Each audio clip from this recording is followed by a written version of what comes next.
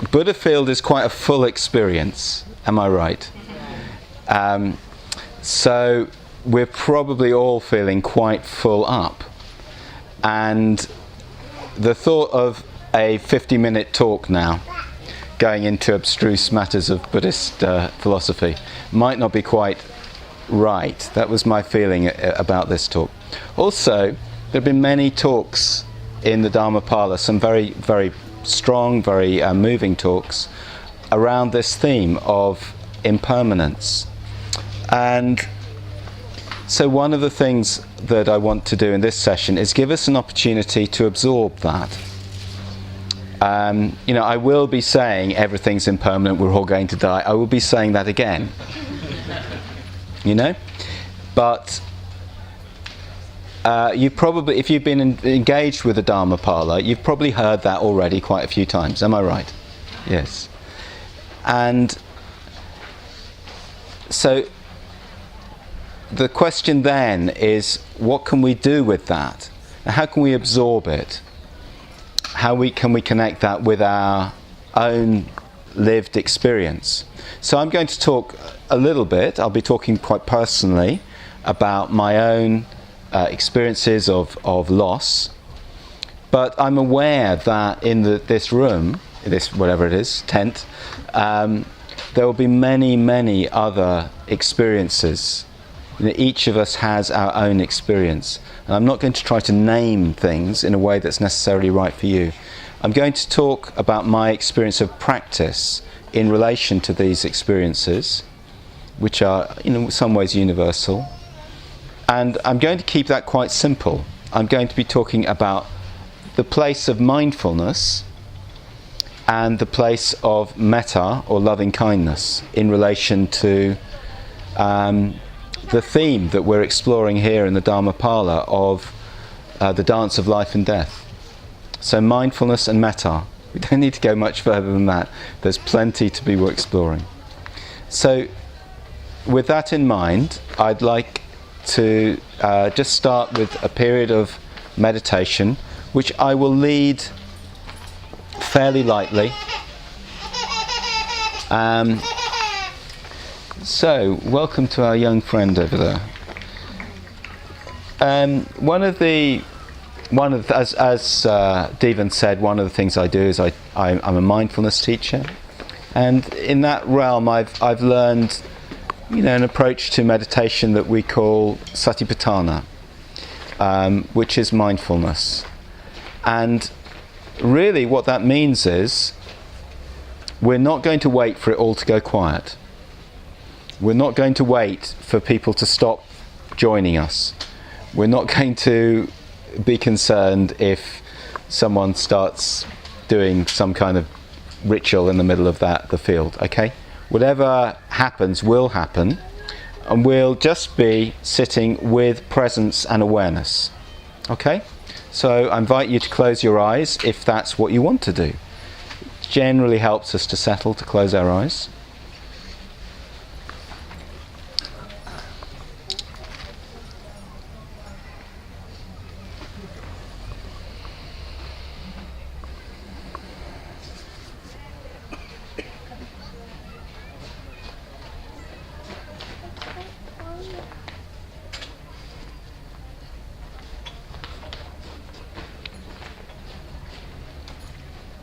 So let's just notice the sounds all around us with a sense of inviting them.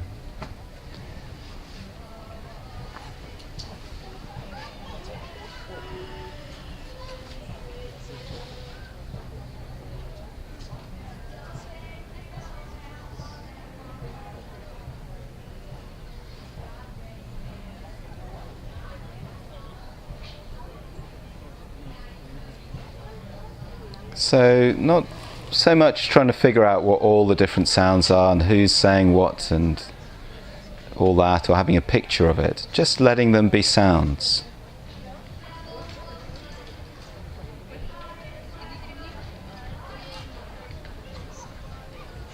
A soundscape that we inhabit, that's changing.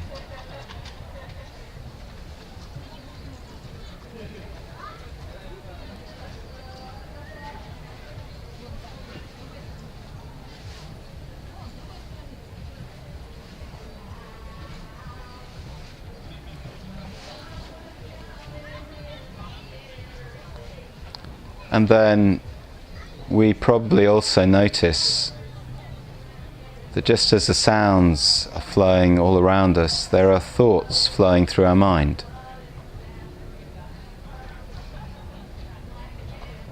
Do you notice that? A very stimulating place to be, so not surprising if our minds are stimulated.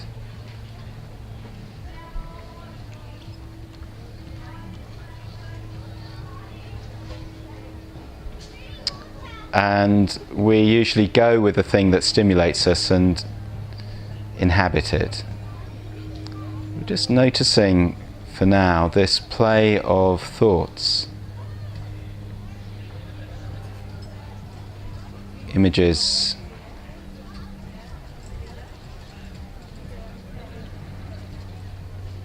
experiences replaying themselves in our minds.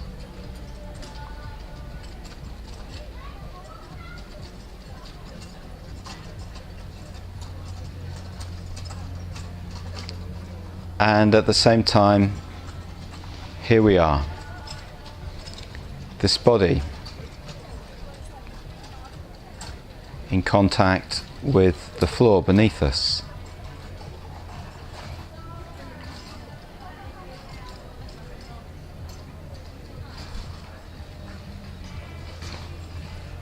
And again, the body, we can think about the body.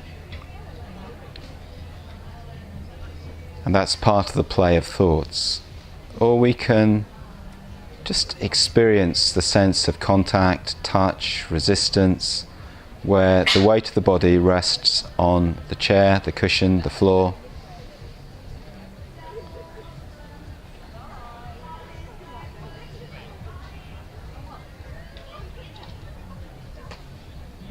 I'm feeling the whole height of the body.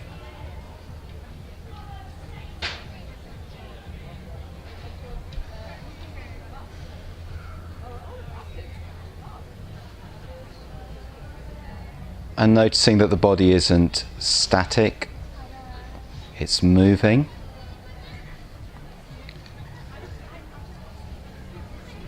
Just as the sounds and thoughts are changing all the time, the body is in motion.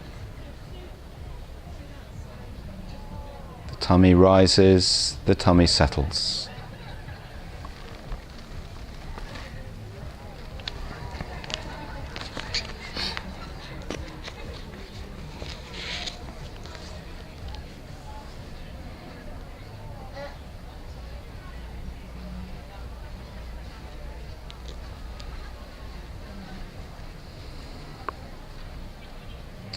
Letting the breath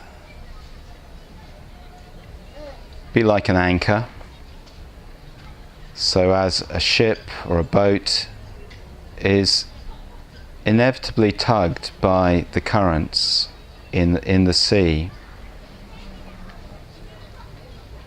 and needs to be anchored or tethered. If it isn't, it will drift far, far away, can go anywhere in the world. But a simple anchor can keep it in place.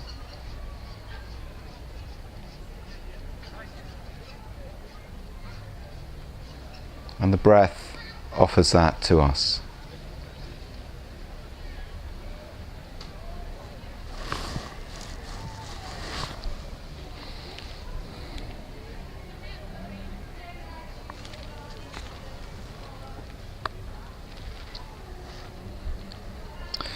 So I'm going to read a poem, and this poem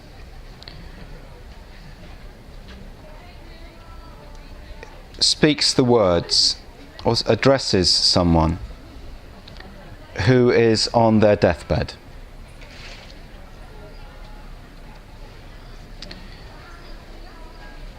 It's by Jane Hirschfield.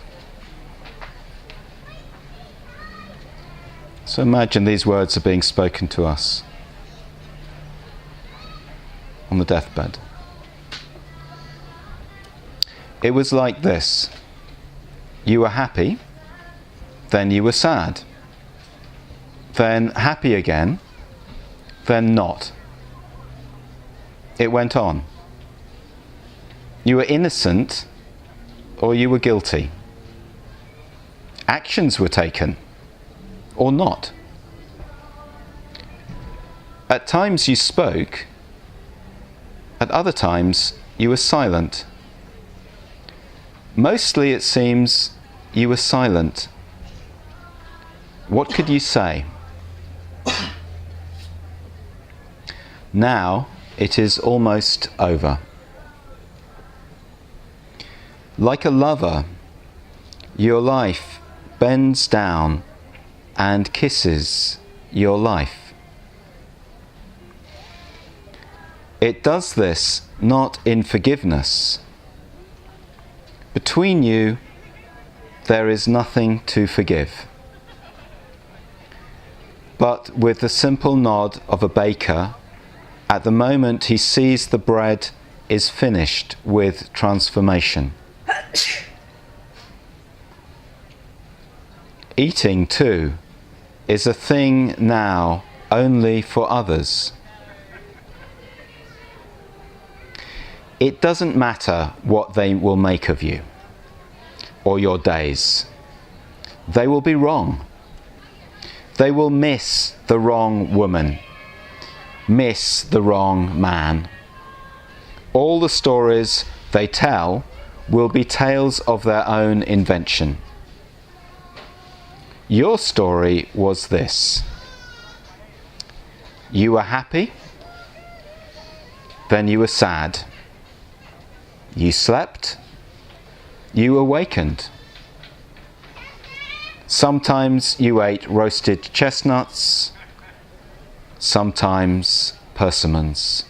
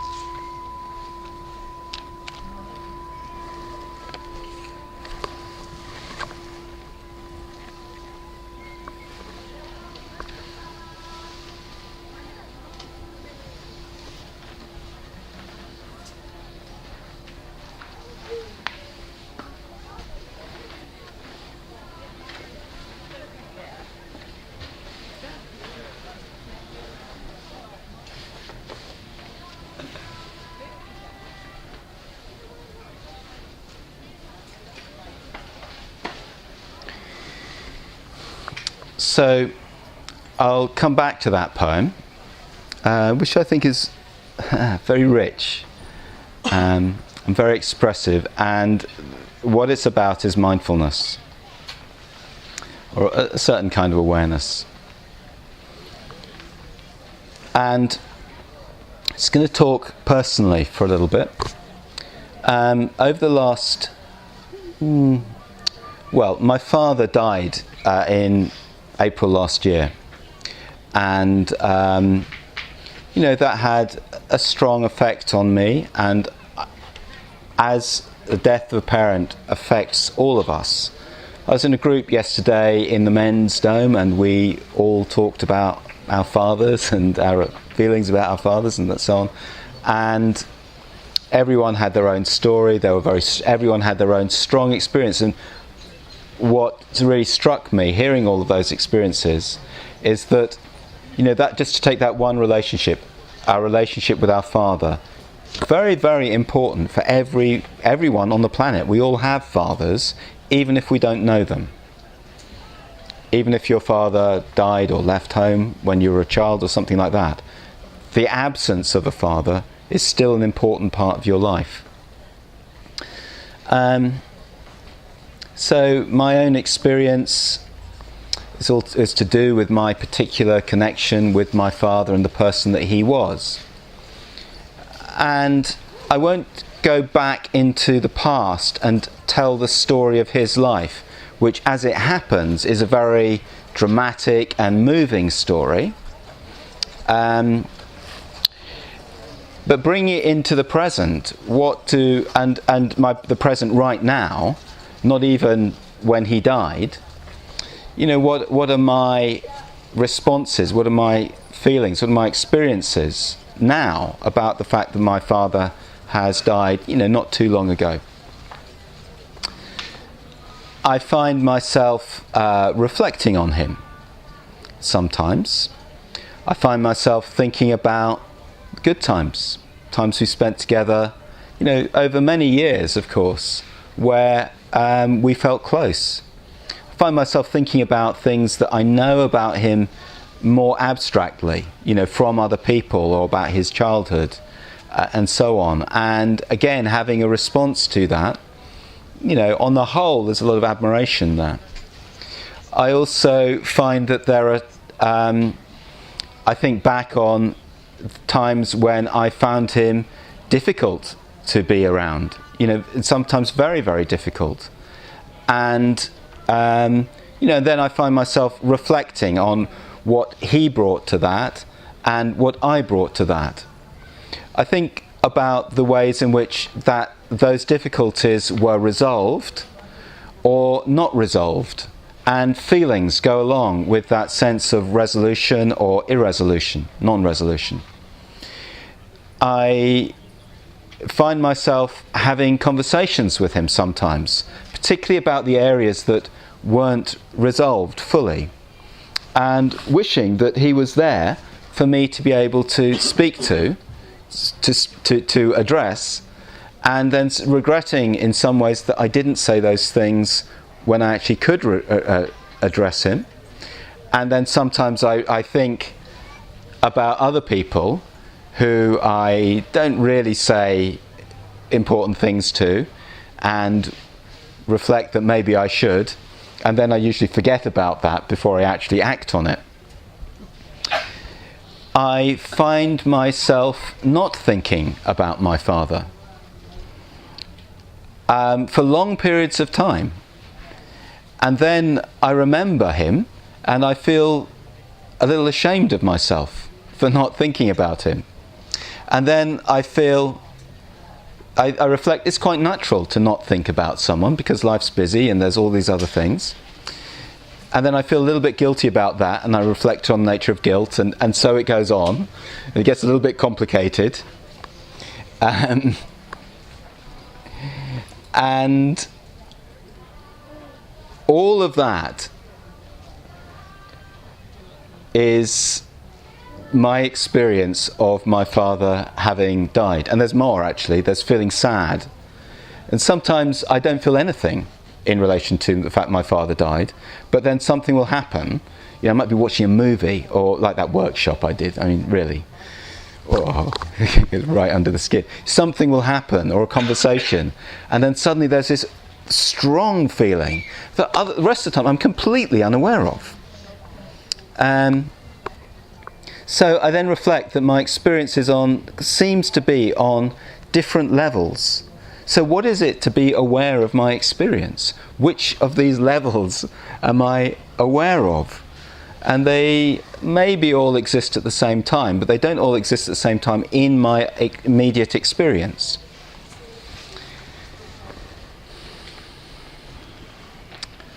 So, my father died a year and a half ago. A very good friend of mine died. Surana died completely unexpectedly.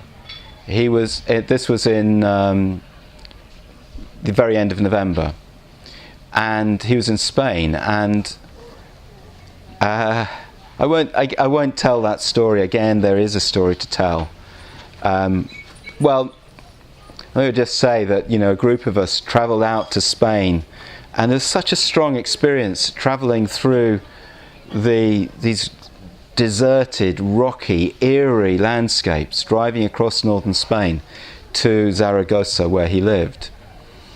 It felt as if we were stepping out of time and into some other realm, which of course is a little bit of a fantasy. And there he was, laid out on a slab. My friend, same age as me, stone cold dead. and not there. Very, very not there. Actually, I had the same experience with my father. He was there, and then he died, and then he wasn't there, even though he'd been unconscious. You probably have had that experience, the difference between someone who, even if they're in a coma, they're there, and then they die, and they're not there. And what is the difference? I don't know how you would quantify that. 21 grams of something ineffable.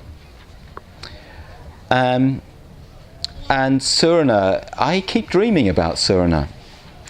He's there in front of me. We're at gatherings like this. We're both members of Triratna Buddhist order. Well, he was. We're there at these orders. Now, I can see him, no one else can. And he finds this highly amusing. And he teases me. He says, "Come on, put your hand through me." And I do that, and he laughs. And I'm a bit confused by this, but he's not confused by it. He just finds it very, very, he's very playful with it. Is there a name for the feeling that goes with that? I don't know that the English language, capacious though it is, can name these things.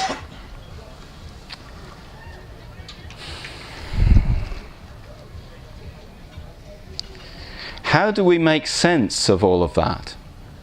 I'm telling you my story. In fact, I'm telling you two stories, because there have been two losses. But what's your story? There's a story, and then there's the experience of that story. Sometimes you tell that story, someone says, "Oh, what happened?" You tell it, and it doesn't feel right. You feel you need another story. Or you just get fed up of telling the same story. I was a bit reluctant to talk about my father and my friend dying. Not because I don't want to share my experience, but because I'm wary of turning them into stories, turning them into anecdotes that you can put in a Dharma talk. It's tricky, isn't it?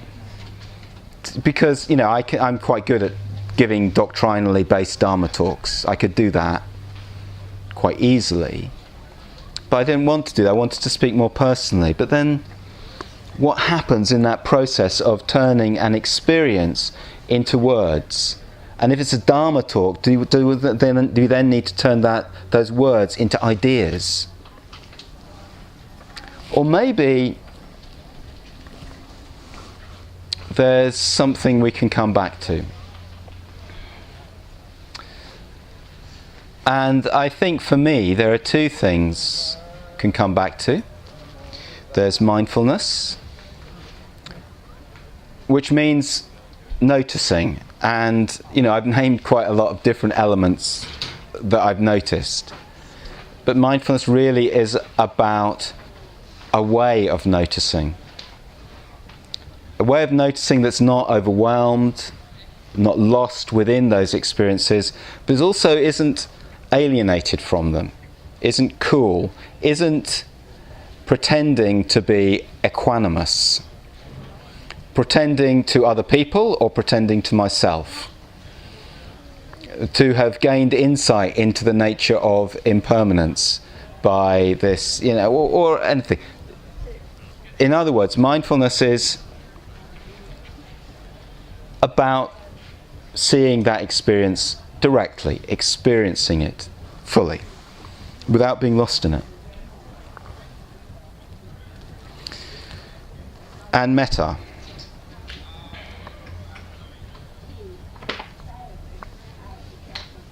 Metta means loving kindness, or just kindness.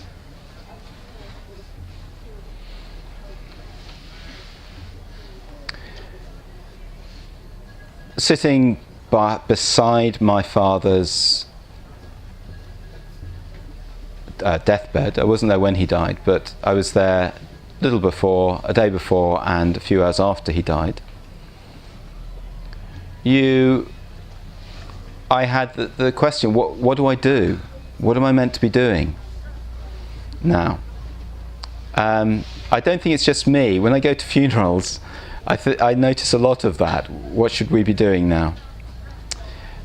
And I think the two things you can do are to be mindful and to be in touch with a sense of kindness. Kindness for oneself, because it's painful. Kindness for the person who's died, which can be very powerful, actually. There's a sense that I've had, that I don't know what to do in those situations. I don't know what to do, but that's not a conundrum to work out, because really there is nothing that I can do or anyone can do, except that you can respond with love as best you can. You know, again, my experience of doing metta in those sort of situations, another experience actually was my mother was in a coma a couple of years ago, and I spent a lot of time with her. And sometimes I would be feeling metta for her, you know, and sometimes I would be thinking about my work, you know, and all the things on my mind. And then I would be thinking, oh, I shouldn't be doing that. This is a really significant moment in my life. And here I am thinking about all the stuff in my head. How superficial is that? So that's part of the practice as well, that we feel, you know, we try to contact a sense of metta, and then as best we can, that's part of the flow of our experience. So mindfulness and metta.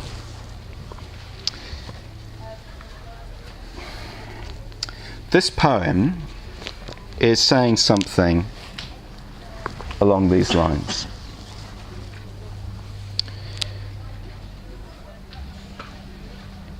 It's aware of the stories that we tell, and it's stripping them down to something much rawer in experience. The tone is kind. It's a compassionate poem, I think. And in the middle of it, there's a line, like a lover, your life bends down and kisses your life. It's one of those lines it's just said, the words say it beautifully.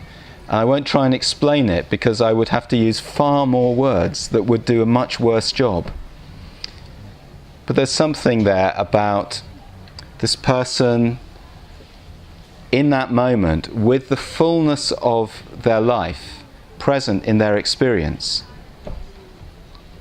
And the relationship between the two is like a lover being kissed by a lover.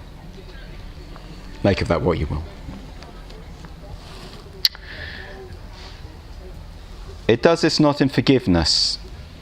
Between you there is nothing to forgive, but with the simple nod of a baker at the moment he sees the bread is finished with transformation. So some Buddhist traditions will say that, you know, and I think Jane Hirschfield's a Zen Buddhist, and that kind of tradition will say, in a sense, every moment is perfect. So the moment where the worst happens, death, can also be a moment of completion. It inevitably is a moment of completion, because that's the nature of all of our lives, that they are heading towards death.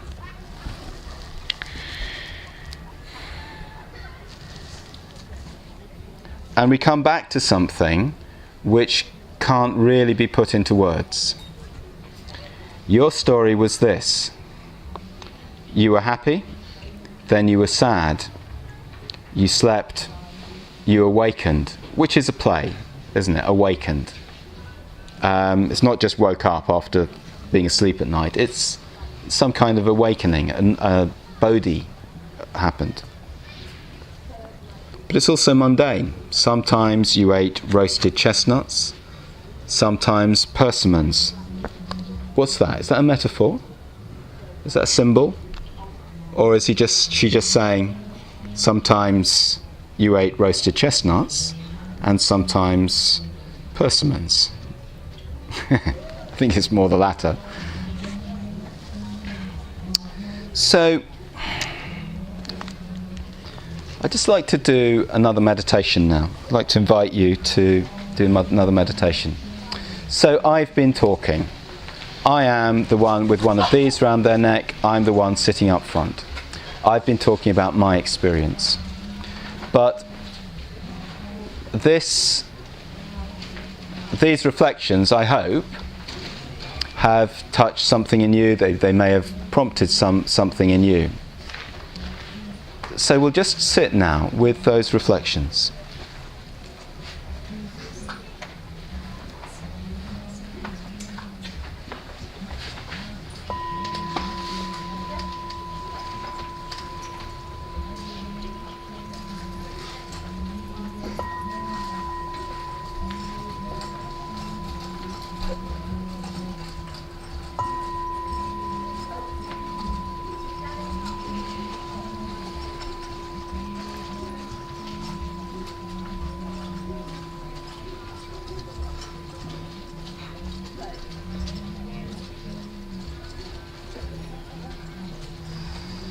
So I've spoken about mindfulness and about metta.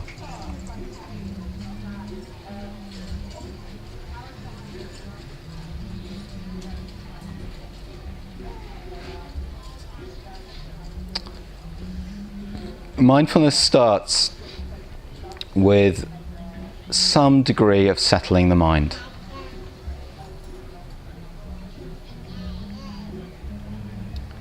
So let's use the breath to help us do that.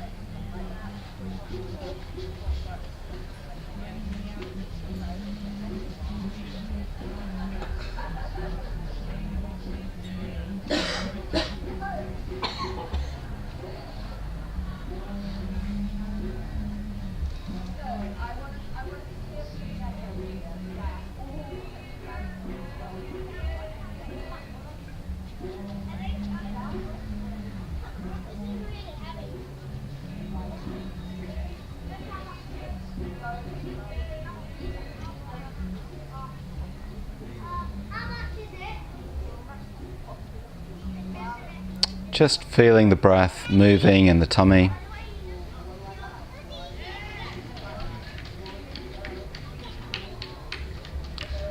And connecting with whatever it is that we know from our experience of doing this sort of thing before helps us to feel settled and still, or a little more still perhaps.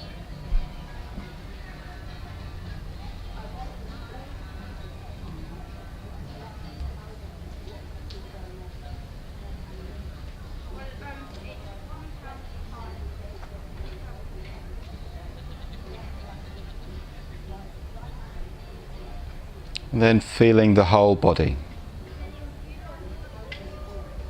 the height of the body,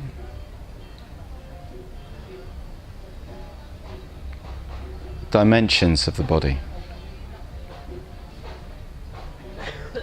the legs, the arms, the hands.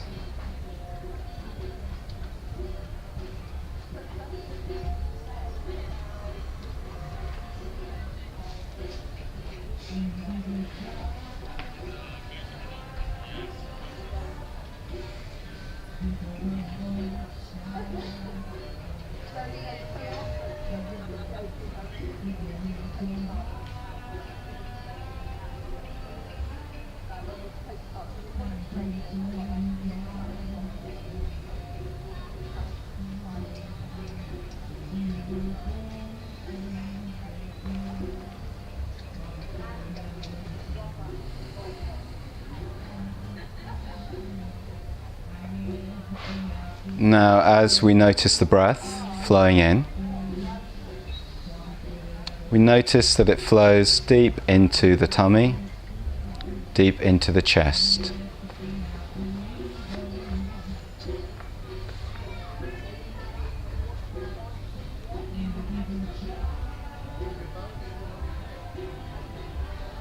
And let it flow in with a sense of, well, I'll say a few words and just see what strikes you. kindness. Breath flowing in with kindness to the chest, to the tummy.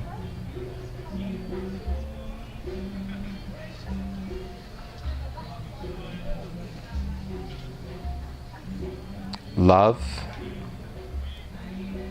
Love flowing into the heart, into the core of the body.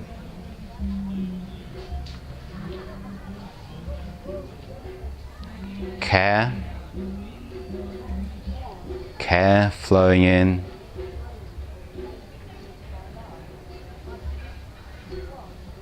Filling our bodies with a sense of care and caring.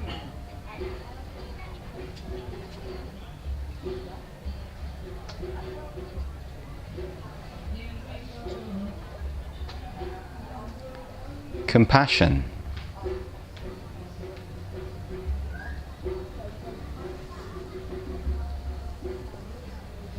Compassion for ourselves.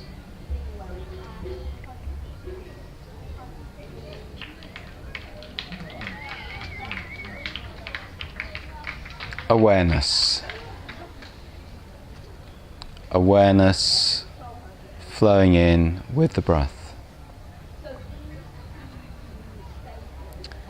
And then allowing space for whatever reflections and whatever feelings may have emerged or been touched as I was speaking, as we've been sitting. Or it may be that what comes to mind is a particularly strong, resonant experience that has been with you through the festival, or prompted by another activity at the festival.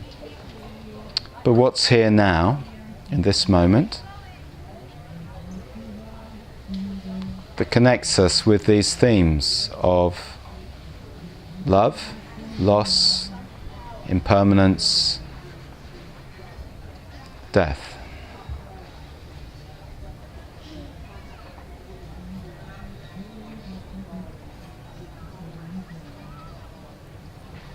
If it's an image, stay with the image.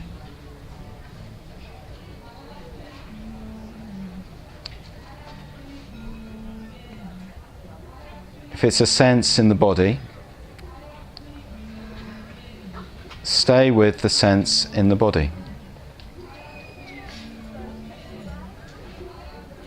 If it's a word or a phrase,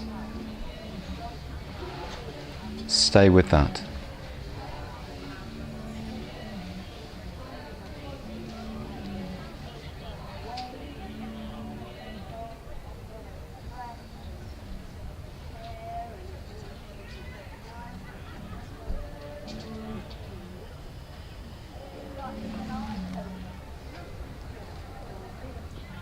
Breathing, settling.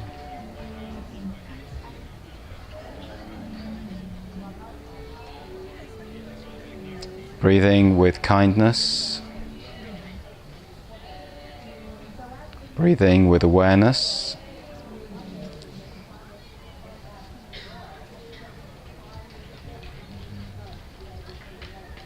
Staying present.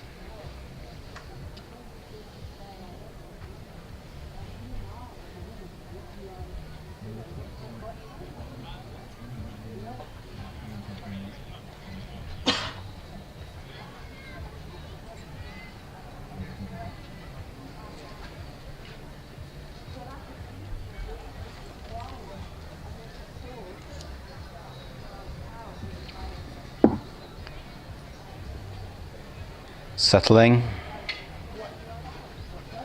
absorbing.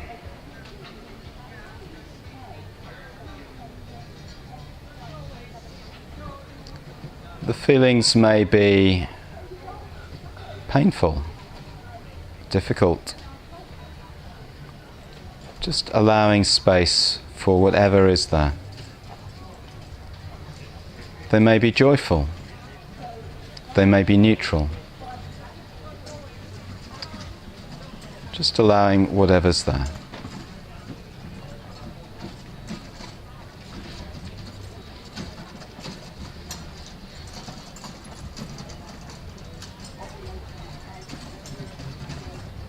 What's true in these feelings, these thoughts, these reflections? What rings true?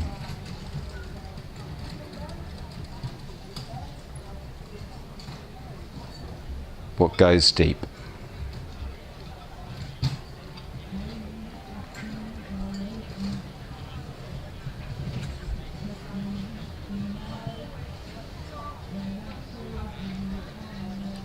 Remembering awareness, remembering kindness.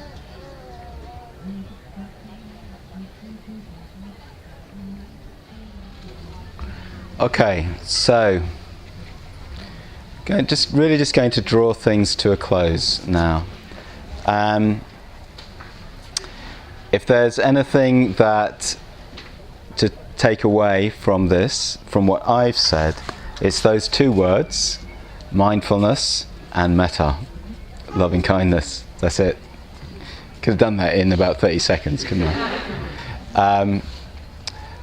But I hope this has been an opportunity to reflect, reflect on our experience and reflect on how these resources that we have within the Dharma, within the Buddhist teachings, can be relevant, helpful, and these most intimate and most tender of, most difficult of experiences. Going to finish. I was going to read from this, but there isn't time, and it's a whole other thing. But I'm just going to lift it up. This book is the great Buddhist novel, and it won the Booker Prize last year, and you should read it. It's about death and Buddhism and the Bardo. Anyway, Lincoln in the Bardo. It won the Booker Prize last year. Anyway, what I am going to do is just suggest we finish with a sit, and I'll read that poem again. And then I'm going to do an esoteric mystical chant, which is Jewish. Well, I'm going to recite the Kaddish, which is the Jewish prayer for the dead. It's what a son says for his father at the funeral. So just sit quietly. I know it's 1 o'clock, so you may need to go, but hopefully someone will still be left here when they finish the thing. Let's just close our eyes.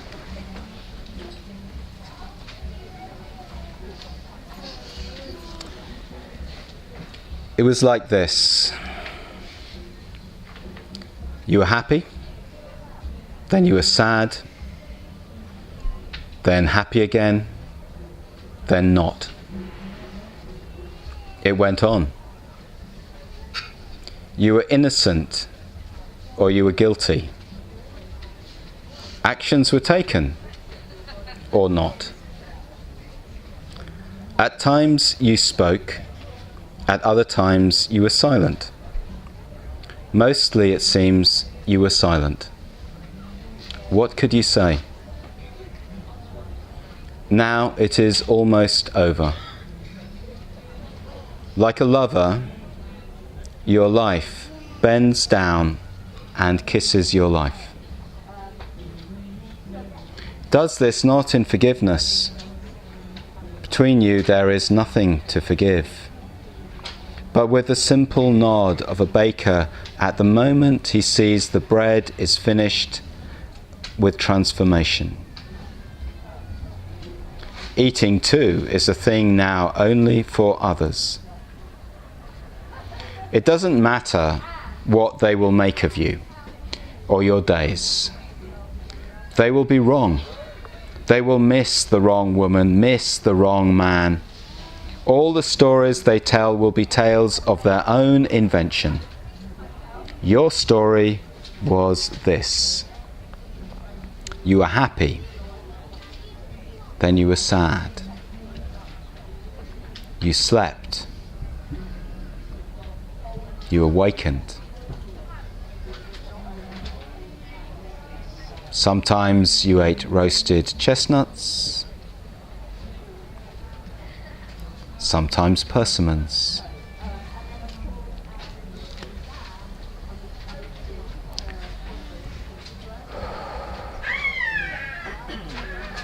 Ose shalom bimramav, uya se shalom aleinu, ve'al kol Yisrael, v'imru, v'imru, amen.